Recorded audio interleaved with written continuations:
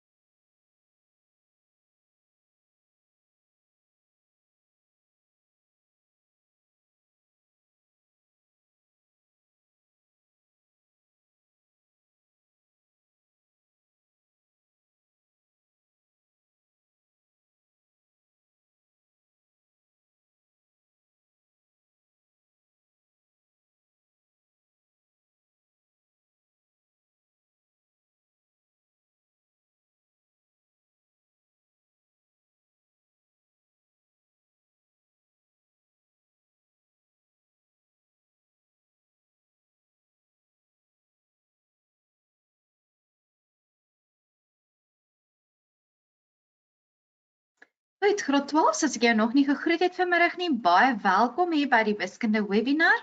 Ek wil net so 'n paar goedjies noem voordat ons aanbeweeg.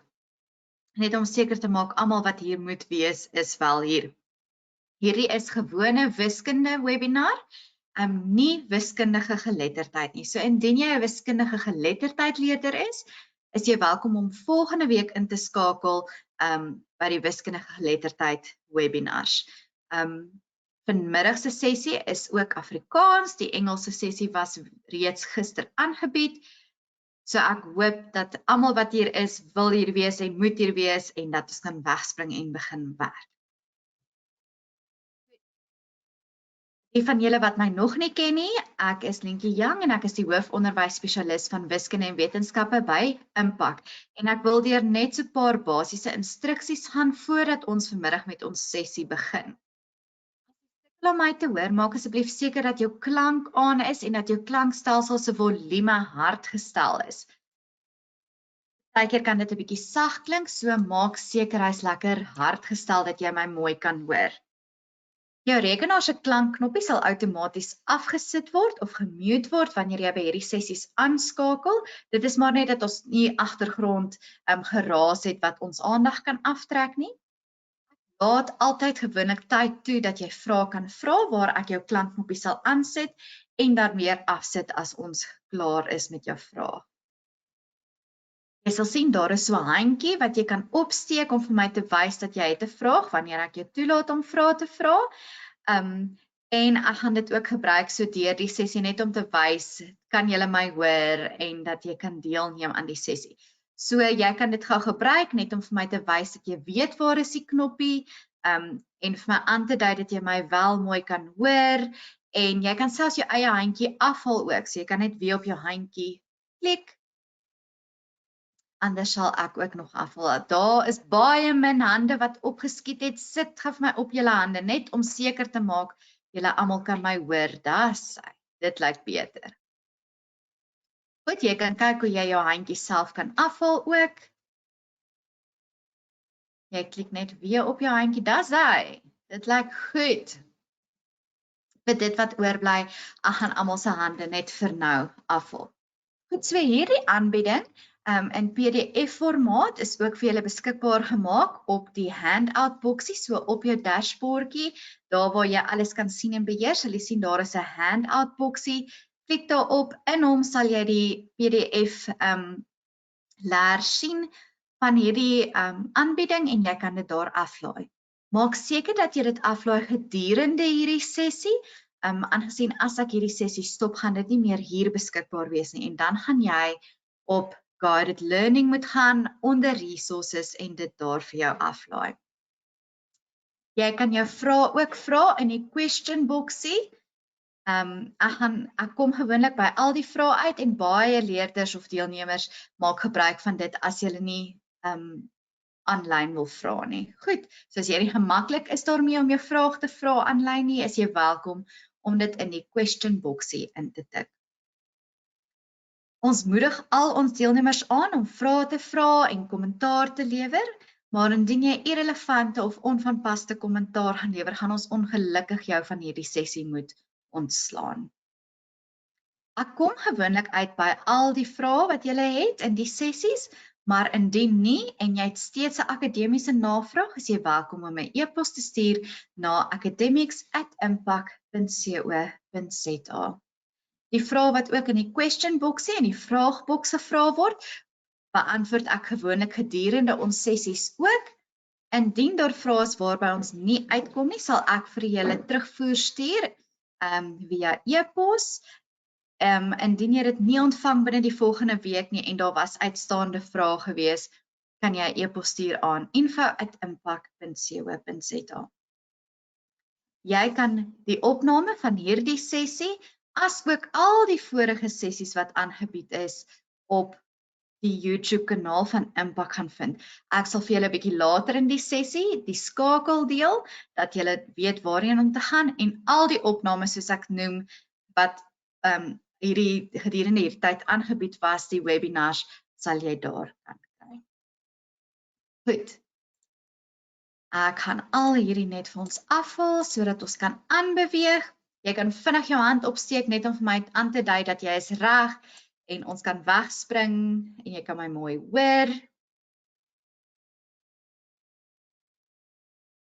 Daar sê baie dankie graad 12, ek sien daar is handjies wat vinnig opgaan.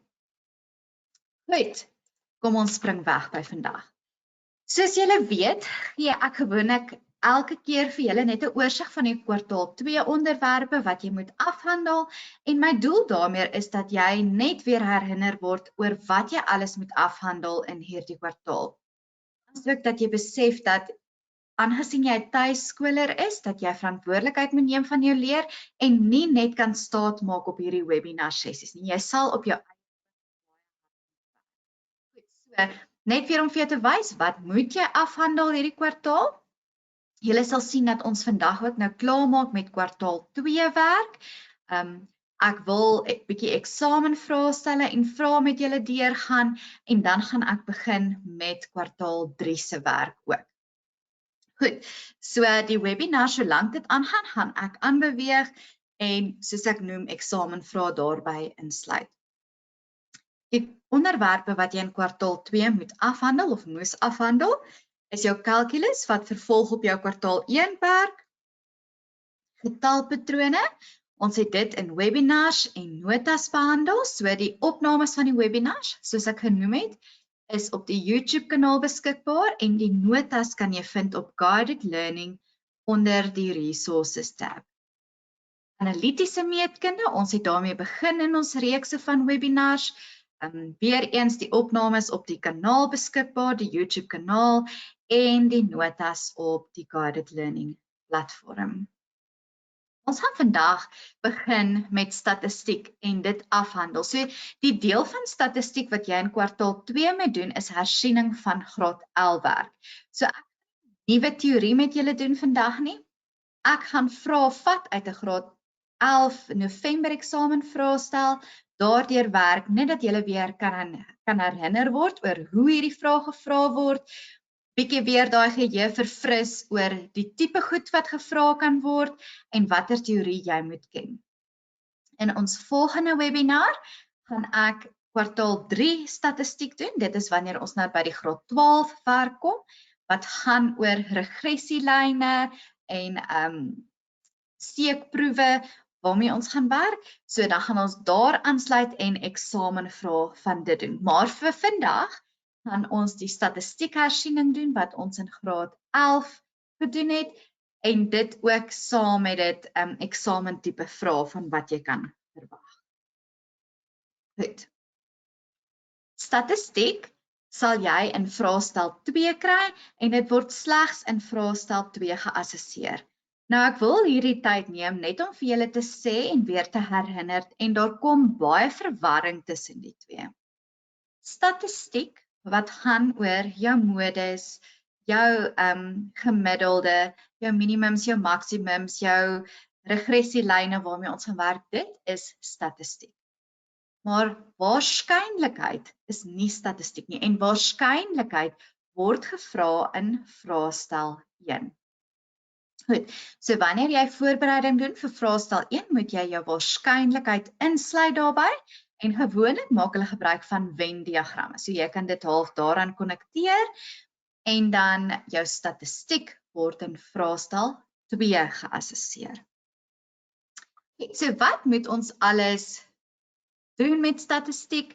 Soos ek sê, ons gaan graad 11 hersiening doen vandag en ek gaan nie die goed lys nie. Ek dink jy gaan agterkom wat alles gevra word. Ek sal so tussendeur stop en net 'n bietjie opsommend praat oor wat ons gedoen het en wat jou moet herinner aan jou graad 11 werk.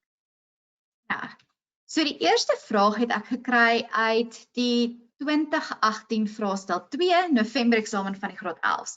Nou hoekom ek graad 11 vraestelle gebruik is dat ons net op hersiening van graad 11 werk nou fokus. Indien ek 'n graad 12 vraag uit sou haal uit 'n vraestel uit, sou dit regressielyne ingesluit het wat ons nie op hierdie oomblik gaan behandel nie, eers in die volgende webinar. Goed, so net om vir jou agtergrond te gee hoekom ek 'n graad 11 vraestel aanhaal hier en nie graad 12 nie. Goed, kom ons lees deur hierdie. Ek wil net vir julle. 'n Skool het 'n sportdag gehou.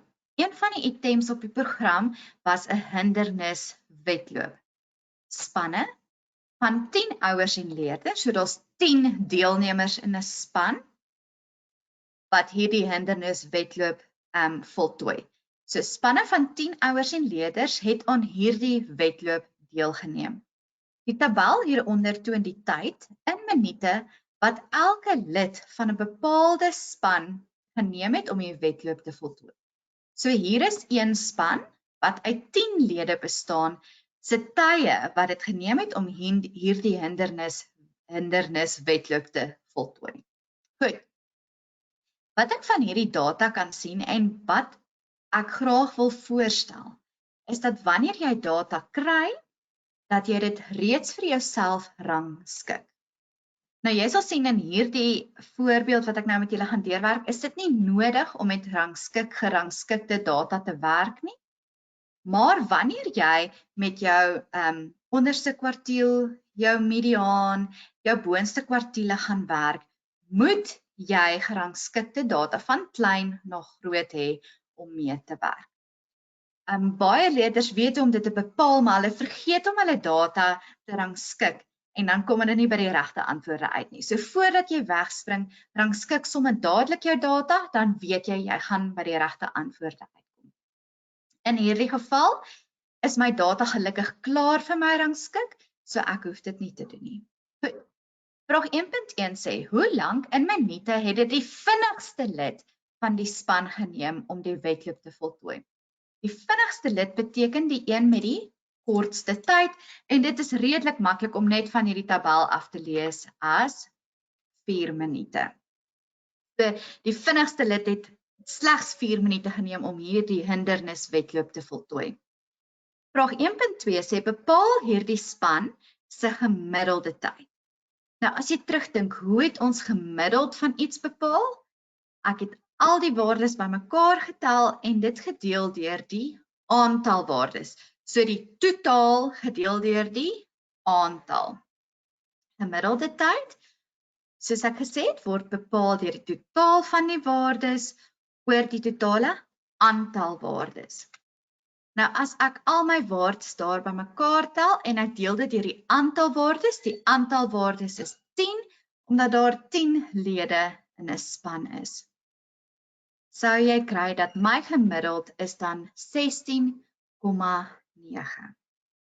Goed, vraag 1.3 sê, bereken die standaard afwyking van die data. So ek wil hê elkeen van julle moet gou julle sakrekenaars gryp, terwyl ek oor die volgende gaan praat, voordat ons by die berekening kom. So, standaard afwyking het eintlik 'n vreeslike langdradige berekening as jy dit op papier gaan doen. Jy gaan nog steeds die sakrekenaar gebruik, want jy moet 'n gemiddeld vat, jy moet kyk wat die verskil tussen die gemiddeld, en dan goed bymekaar aftrek, en so dis vreeslik langdradig, en 99,9% van die tyd gee hulle net 1 punt vir 'n standaard afwyking berekening. So jy wil nie 5 tot 10 minute aan daai berekening gaan nie, spandeer nie, maar dan gebruik jy tyd van ander vrae. Goed. Standaard afwyking kan vreeslik eenvoudig net so op jou sakrekenaar bepaal word, en jy gaan al jou punte kry. So die eerste stapie is, en ek vra verskoning vir die leerders wat dalk 'n sharp het, ek is nie 100% seker van die stappe nie, maar dit sal baie soortgelyk wees. So wat jy wil doen met jou Casio sakrekenaar is om jou mode van jou sakrekenaar op statistiek te plaas. So jy sal sien daarbo is 'n knoppie wat sê mode. As jy hom druk, sal jy verskillende opsies daar kry. So jy kry die eerste opsie is comp, wat gewone computer is jou gewone calculator. 2 is kompleks en dit gaan so aan. Nommer 3 sal jy sien is stat. So jy gaan 3 druk op jou sakrekenaar en hy gaan vir jou 'n klomp ander opsies gee, wat insluit 1 variable, so 1 stel data, of het ek 2 stelle data waar 'n X en 'n Y is wat ek in ag moet neem, en ons gaan dit by regressielyne gebruik. Maar vir hierdie tipe data wat net 10 waardes is, of 50 waardes, of 100 waardes is wat hulle my gee, gaan jy net die opsie 1 kies, 1 variable, want dis net 'n datastel. So jy gaan opsie 1 kies op jou sakrekenaar. Jy sal sien, hy gooi vir jou 'n tabel uit, en jy gaan nou doeteenvoudig net hierdie waardes op jou sakrekenaar insleutel. So jy gaan sê 4 is gelyk aan 12 is gelyk aan 13 is gelyk aan 16 is gelyk aan 17 is gelyk aan 18, 20, 22, 22 en 25, en jy druk weer jou is gelyk aan. So jy het nou jou 10 waardes daarin gelees. Nou die volgende gaan jou baie ongemaklik maak, want jy gaan bang wees dat jou sakrekenaar hierdie waardes vergeet. Maar hy gaan nie, ek beloof vir jou, hy sal nie jou waardes vergeet nie. Wat jy nou gaan doen, is jy druk jou skoonmaak knoppie, jou AC knoppie. Jy druk hom 1 keer, dat hy jou skermpie skoonmaak. Goed, nou gaan jy shift druk, en jou nommer 1. Bo jou 1 sal jy sien daar staan stats of distance. So jy gaan jou shift 1 druk, en jy gaan sien hy gee vir jou weer eens verskillende opsies daar. In hierdie geval, standaard afwyking is 'n tipe variable wat vir jou gevra word, en dit is by opsie 4. Jy sal sien daar's verskillende goed wat jy kan kies. So jy gaan na 4 toe, en weer eens word daar vir jou verskillende opsies gegee. So die eerste opsie wat daar is 'n N, en dit is jou aantal waardes. So as jy 1 druk, gaan hy vir jou sê 10, want ons het 10 waardes ingedruk. 2 gaan vir jou die gemiddeld gee, want hy het daai X met die streepie op wat gemiddeld aandui. Nommer 3 het daai snaakse sirkeltjie met die stertjie aan, en dit is jou standaard afwyking. So jy gaan druk 3 en is gelyk aan. Jy gaan dan kry dat jou standaard afwyking van die data wat jy ingelees het 5,78 is. So indien jy nou 'n bietjie verlore geraak het of jy het nie jou sakrekenaar by jou gehad nie, gaan asseblief terug na die opname en gaan deur die stappe saam met my. sodat jy verseker kan wees dat jy jou antwoord gaan raak. Goed. So by 1.3, hoekom ek sê jy jou sakrekenaar moet gebruik, is jy wil nie vreeslik randradige berekeninge doen nie, want dit tel slegs 1 punt. Goed, so jy gaan deur daai stappe gaan, en jy gaan vind dat jou standaard afwyking 5,79 is. Goed, 1.4 sê hoeveel lede van die span het die hinderniswedloop buite 2 standaard afwykings van die gemiddeld voltooi. So wat hierdie vraag sê is, as ek by my gemiddeld is en ek plus 2 standaard afwykings en ek minus 2 standaard afwykings, wat is meer en minder as daai getal? Dit is jou, ek wil amper sê, jou beperkings. En die getalle wat buite dit lê, is jou uitskieters. Goed, so jy gaan moet bepaal my gemiddeld wat ek reeds bereken het in 1.2 plus 2 standaard afwykings en minus 2 standaard afwykings, watter getalle lê buite daardie beperking.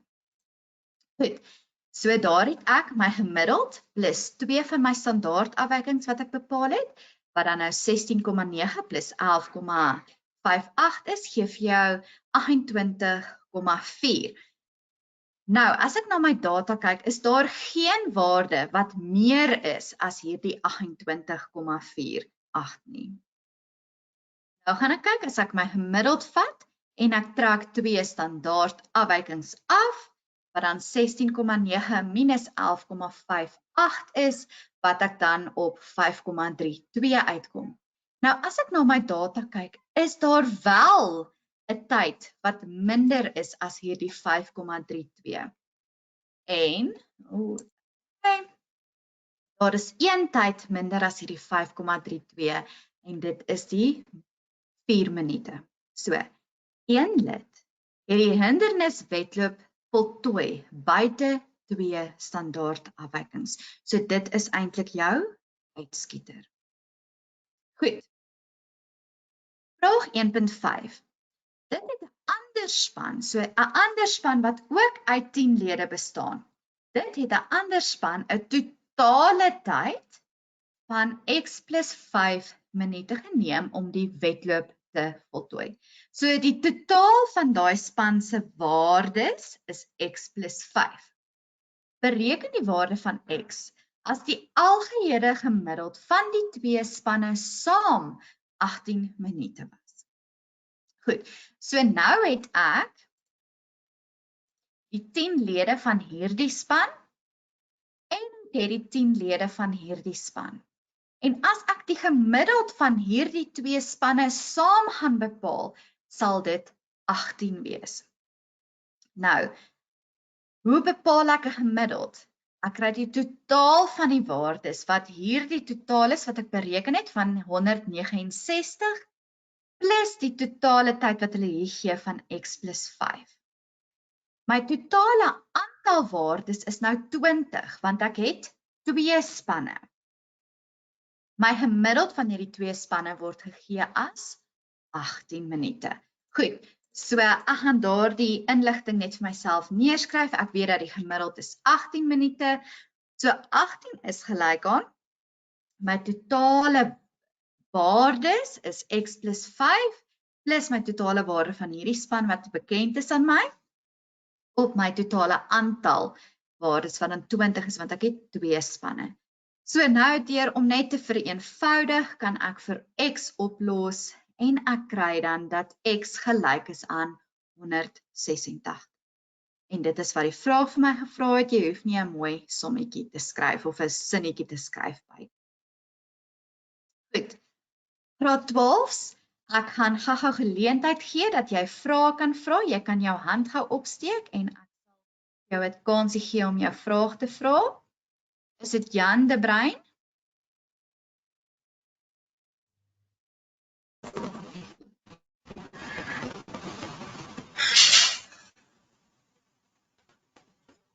Jan, het jy 'n vraag?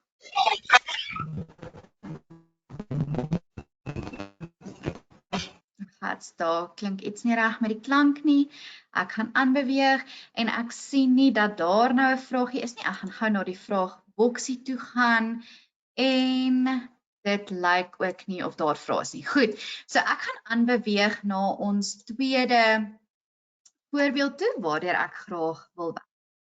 Goed, so vraag 2 het ek uit dieselfde vraestel uitgekry en ek gaan dele groter maak soos wat ons deur hierdie vraag werk.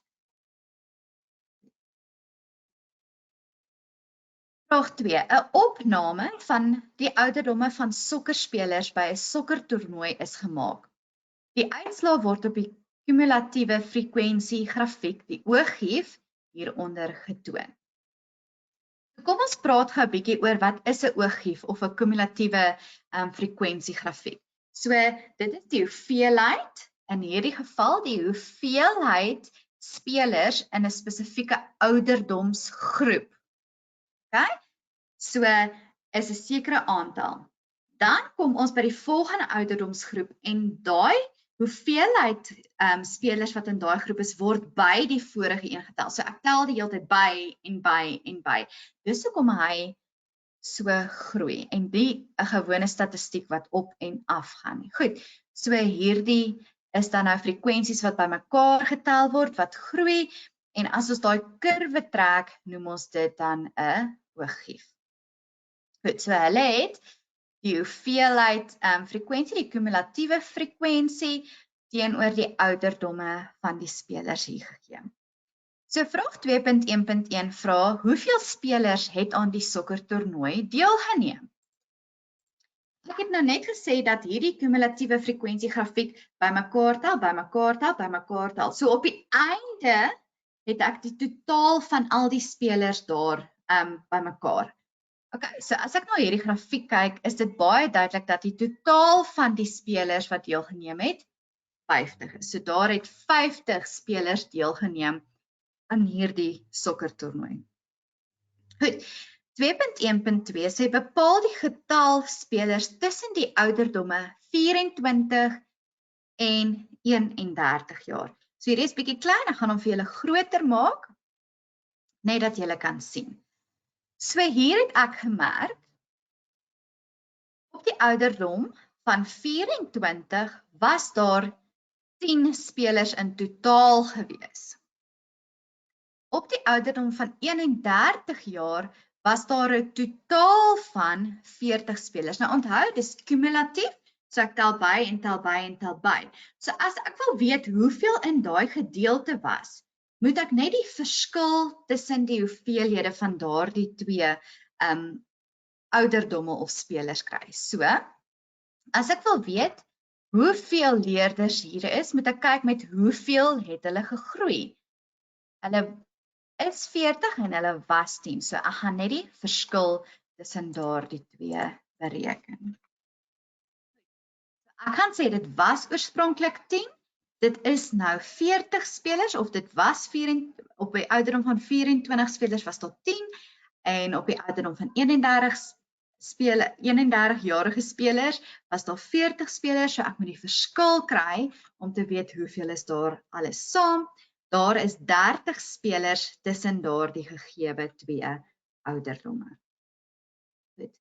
Vraag 2.1.3 vra, voltooi die frekwensiekolom om die tabel hieronder, frekwensiekolom van die tabel hieronder in die antwoordboek. So hier is nou nie 'n antwoordboek nie, maar ek gaan gou vir julle wys. Dit is vreeslik eenvoudig. Onthou dat weer eens ons werk met cumulatiewe frekwensie. So my eerste frekwensie hier was 4. So 4 plus 0, want ons niks voor hom nie, is 4. 13 is gekry deur die getal plus die 4 bo hom te kry. So ek gaan sê 13 minus 4. Hierdie getal hier is gekry deur hierdie getal plus daai 1 plus daai 1. Maar ek weet dat hierdie 13 is in elk geval klaar die som van daai 2. So ek kan sê 37 minus 13, gee vir my daai antwoord. 47 minus 37, gee vir my daai antwoord. 50 minus 47, gee vir my daai antwoord. So slegs om net daai gegevens in die kolom in die tabel te gebruik, kan jy dit so bepaal. Jy kan dit ook bepaal deur om gebruik te maak van hierdie. So, tussen die ouderdom van 15 tot 20, so hier, kan jy aflees was daar 4 leerders. Goed, tussen die ouderdom van 20 en 25, die verskil van die twee moet jy gaan bepaal.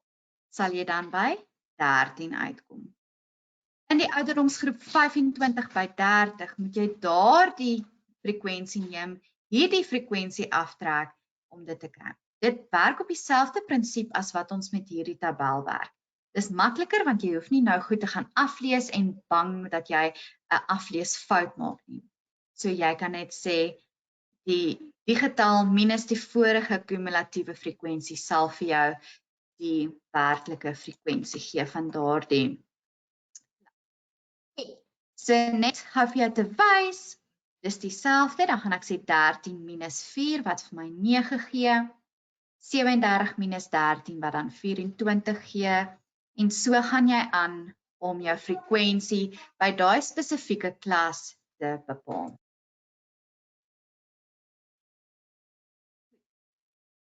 Punt 1.4. Gebruik die rooster wat in die antwoordboek verskaf word om 'n frekwensie veelhoek vir die data te teken. Goed, 'n frekwensie veelhoek het baie spesifieke vereistes om dit te teken. So hoe dit werk is, jy gaan jou klas vat, jou klasinterval is vir jou gegee, in hierdie geval kom ons praat gou oor 15 tot 20. Hierdie klasinterval. Dis baie belangrik en jy sal sien ek het nou op die volgende een, het ek vir jou ook jou punte toekenning waarvoor jy punte kry met 'n frekwensie veelhoek ook ingesluit dat jy kan sien. Dis baie belangrik wanneer jy 'n frekwensie veelhoek teken, dat jy met die middelpunt van jou klasintervalle werk. So jy moet eers die middelpunt van jou klasintervalle bepaal. So, jy gaan kyk wat is die verskil tussen 20 en 15, so 20 minus 15 is 5, jy deel dit deur 2 wat 2,5 is en jy plus dit dan by jou onderste beperking. So 15 plus 2,5 is by 17,5. Dit beteken, by 17,5 gaan jy die frekwensie van 4 aandui. So by 17,5 gaan jy 4 plot. By 22,5, want dit is die middel van die volgende klas, gaan jy 9 plot. En jy gaan ook nie 'n kurwe trek nie. Jy het baie definitiewe lyne tussen hierdie frekwensies op jou frekwensie veelhoek. Goed. So, jy gaan hierdie tabel weer gebruik om jou frekwensie veelhoek te voltooi. Goed. So, hier is waaroor ek ook gesels het, kom ons gaan daardeur. Dat jy die middelpunte van jou klasse gebruik het. So ek het gesê by 17,5 gaan jy 4 meet. So by 17,5 4 gestip. By 22,5 het ek 9 gestip.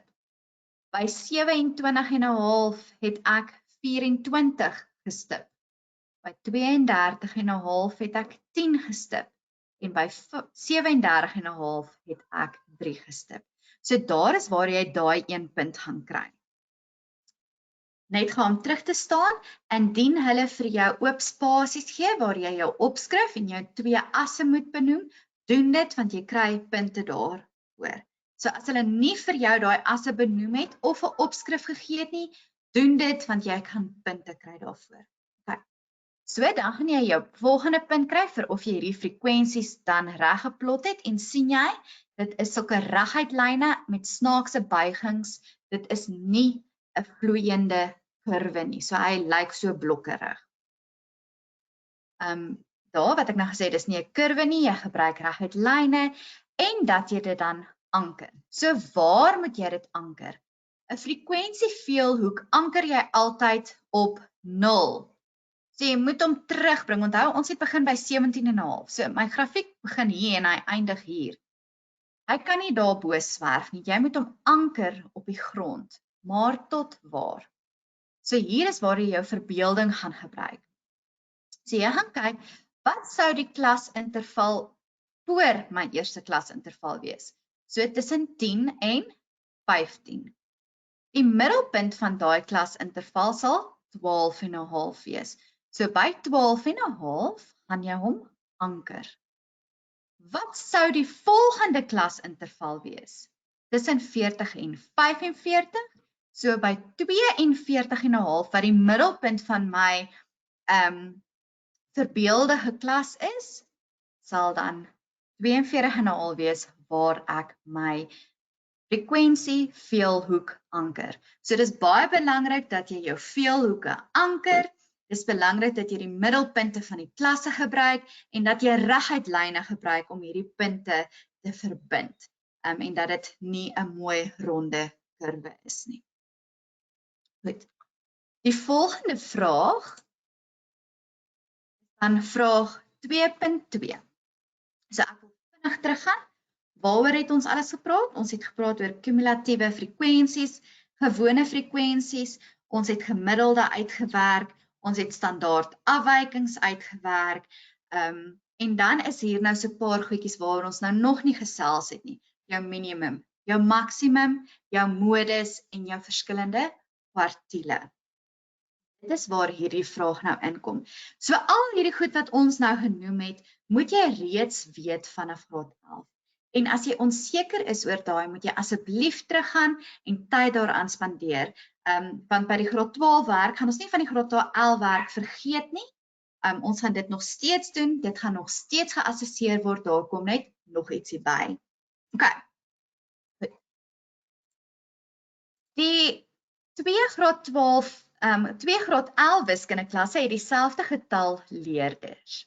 Die 5 getal opsommings wat die punte van hierdie klasse vir 'n toets bepaal het, word hieronder getoon. Goed. Die 5 getal opsommings kan vir jou so gegee word, of dit kan baie keer gevra word om 'n snor en baard diagram, baard en snor, in Engels noem dit cat and whiskers, mond en snor, mond en baard diagramme te teken, waar ek my minimum aandui, my maksimum waarde aandui, my onderste kwartiel, my mediaan of my Q2 en my boonste kwartiel gaan aandui. Nou kwartiele deel my data in presiese kwarte van die data. Goed, so jy sal dan 25% van jou waardes lê onder jou kwartiel 1, 50% van al die waardes lê dan onder jou mediaan, 50% lê bo my mediaan en 25% van die data lê bo my boonste kwartiel. Goed, so hulle het nou vir my hierdie opsomming in hierdie formaat gegee. En dit hou vir my aan, my minimum, my onderste kwartiel, my mediaan, my boonste kwartiel en my maksimum waarde. So dit was die data vir klas A en hulle gee ook vir my die data van klas B. My minimum, kwartiel 1, of my onderste kwartiel, my mediaan, my boonste kwartiel en my maksimum waarde. My maksimum punt wat behaal is vir die toets. Goed. Die ouers van die leerders in klas A en B neem waar dat albei klasse dieselfde mediaan, my mediaan in die middel, dieselfde mediaan en dieselfde maksimum punt het. En hulle beweer dus dat daar geen prestasieverskil tussen hierdie klasse is nie. Hulle sê dat hierdie twee klasse het presies dieselfde gevaar in die toetse. Stem jy saam met hierdie bewering? Maak ten minste 2 verskillende argumente om jou antwoord te verdedig. Goed so, hulle het nou gekies om na die mediaan en my maksimum waarde te gaan kyk. Maar wat van al die ander data wat gegee is? So nou kan jy praat oor verskillende goed. So my omvang of my variasiewyte kan ek bepaal, want ek het my minimum en my maksimum waardes. Miskien moet ons daarna kyk. Ek kan ook kyk na die kwartiele wat vir my gegee is, want hulle het ook niks genoem van die kwartiele nie, so miskien lê daar 'n bietjie inligting daarin. Goed, so kom ons kyk. So ek sê dat hierdie bewering nie waar is nie, dat dit nie geldig is nie, en hier is my redes. Die variasiewyte of die omvang van klas A is 60. So hoe kry ek die omvang nou weer? Maksimumwaarde minus my minimumwaarde. So 90 minus 30 is 60. Die variasiewyte van klas B is slegs 40. So my waardes van klas B is baie nader aan 90%. Die variasiewyte of die omvang van A is groter as die variasiewyte van klas B. Dus is die punte van klas A baie meer versprei as die van klas B. En ek wil hê, soos ek gesê het, jy moet bietjie dink oor wat dit beteken. Dit beteken dat die prestasie van die leerders baie verder van die maksimumwaarde af verwyder is. Klas B is baie nader aan my maksimumwaarde. Dit dui ook daarby aan dat jou gemiddeld 10/1 hoër sal wees. Dis nie bevestiging nie, maar dit sal dalk as jy al die waardes sou gehad het. Die volgende ding waaroor ek wil praat is my onderste kwartiele. Ten minste 25%, want ek het gesê al die waardes onder my onderste kwartiel het laer punte as enige van die kinders in klas B gehad. So wat beteken dit? 40 is my onderste kwartiel. Dit beteken 25% van my data het reeds gebeur.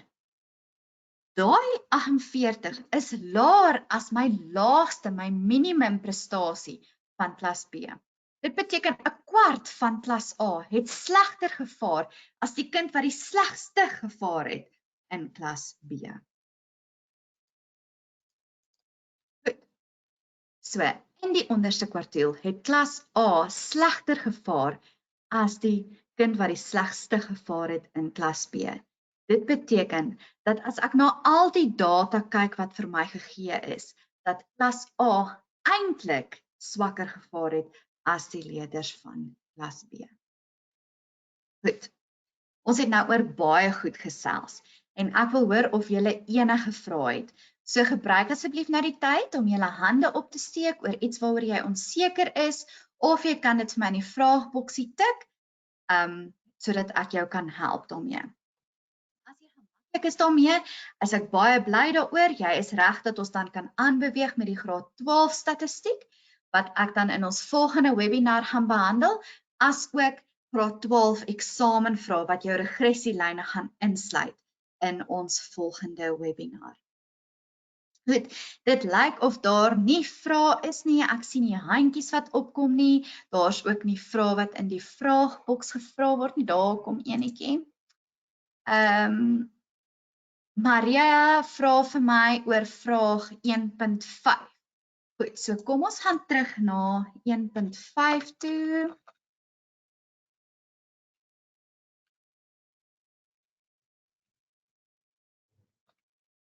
Daar sy. Goed. Okay, so die groot ding by vraag 1.5 is dat ek nou 2 spanne het. So een span is hierdie span waarvan ek al hierdie inligting het. So hierdie 10 lede se tye het ek en ek kon hulle totale tyd hier bereken. Nou die tweede span wat ek nie weet hoe lyk hulle tye nie, sê hulle vir my dat die totale tyd is x plus 5. Goed. Hulle sê ook vir my dat die gemiddeld van die 2 spanne saam 18 is. So, as jy net dink aan 'n gemiddeld, dan kry ek die totaal en omdat dit 2 spanne is, gaan ek die totaal van die 2 spanne saamsit, gedeel deur die aantal waardes dan. Nou, die aantal waardes omdat daar 2 spanne is, beteken dit dat ek 20 deelnemers het. Goed, en dan met al daai sê hulle vir my die 2 spanne saam se gemiddeld is 18. So dit is waar hierdie 18 vandaan kom. So die gemiddeld is die totaal van die waardes op die totale aantal waardes.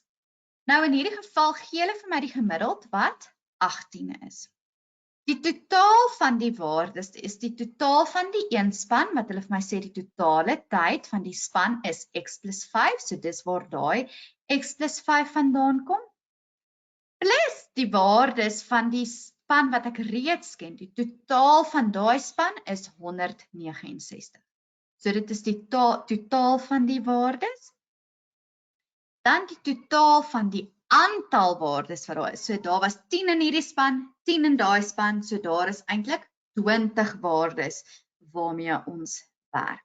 Goed, so ek gaan die 20 vat en om daai kant maal, wat dan vir my 360 gee, en as ek 5 plus 169 het, sal ek 174 hê. So ek het x plus 174, ek vat hierdie dan oor na die ander kant, so sê 360 minus 174 sal dan vir my 186. Ja, dit beteken hierdie x-waardekie hier is 186.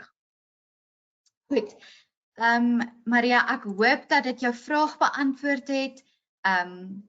As jy wil, kan jy weer na die opname gaan kyk en net seker maak dat jy die vraag wel verstaan. Goed, ek sien geen ander navrae op die oomblik nie, as ook nie hande wat ek sien wat opgesteek is nie. Ek gaan dan aanbeweeg net na ons volgendes toe. Net hierdie puntjie wys.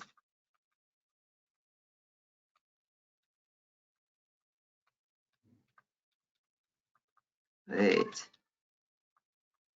Daar is net seker maak, daar's niemand wat nog 'n vraag wil vra nie voor ek aanbeweeg.